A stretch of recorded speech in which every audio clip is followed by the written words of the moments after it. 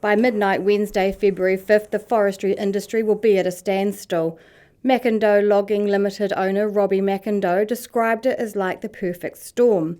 Wood from Europe had flooded the Chinese market, plus wood salvaged from the Australian bushfires was coming up, and then the virus.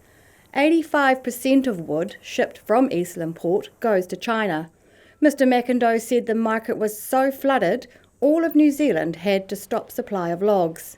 It all hinged on when the Chinese people could get back to work to unload boats and clear the port. Mr McIndoe said he would not be surprised if Gisborne was a ghost town by early next week. Eastland Group Chief Operating Officer Andrew Gaddam said Eastland Port was not closed. So at the moment it's looking like that'll impact between 60 and 70% of our cargo out of the port. We will keep shipping, the port is still open, but it will have a reasonably significant impact on our exports through the port. So we're working with our local stakeholders to make sure that we can look after the people on the port that work for us and our contractors. Most harvesting crews in the region had already stopped cutting down trees. The focus on Wednesday was to get log trucks into port to unload as much of the wood as possible.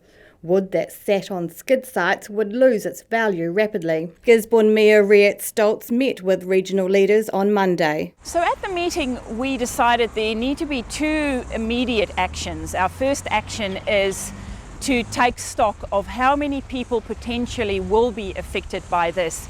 We do know that 1 in 4 families are in some way connected to the forestry industry here. So what we need to do now, and it's been led by the Eastland Wood Council, is to get those names to make sure people are aware that if they need to ask for help, that there is a person or a number they can ring. Secondly, we had to touch base with the Ministry of Social Development, MSD, to see what type of support would there be available for families affected by this.